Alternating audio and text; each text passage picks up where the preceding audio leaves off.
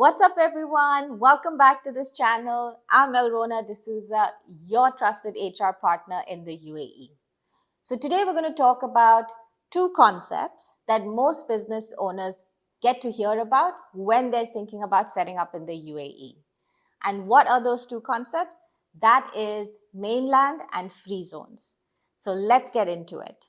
But just before that, I see a lot of views coming from everyone that is watching these videos, but I feel like they've missed to subscribe. So I'm going to give you a minute to hit that subscribe button before we go into this topic. And now that you've done that, let's get into mainland and free zones. So as a business owner, you have the option to set up your business in two locations. And we call these two locations in the UAE mainland and free zones. What is mainland? Let's talk about that first. Mainland is your ability to set up in the UAE anywhere which is directly linked to the economic department of an emirate. As you know, UAE has 7 emirates, and each emirate has the ability to welcome investors and private sector companies to set up businesses in their emirate.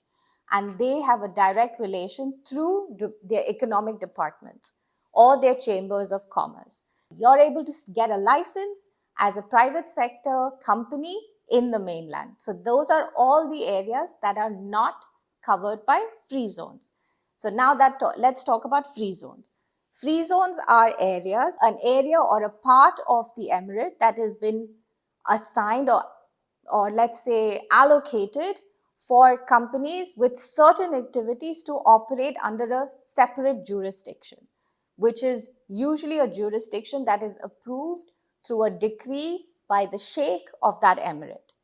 We have almost 45 different free zones in the UAE covering different business interests. The first ones that you might have heard of is called JAFSA, which is the Jebel Ali Free Zone Authority. That was the first free zone in the UAE. And since then, we have grown to 45 of them. And they're all for different business activities.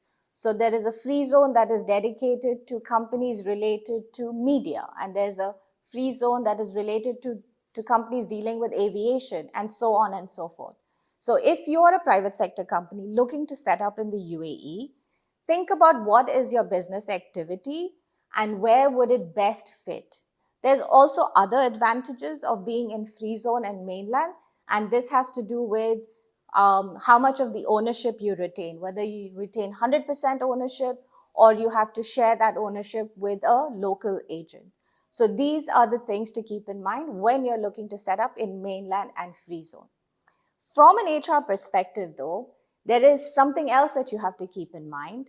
When you're in mainland, the labor law that you are following is the UAE federal labor law, but in the free zone, you will have to check which free zone you're setting up because they might have a different employment law that is applicable.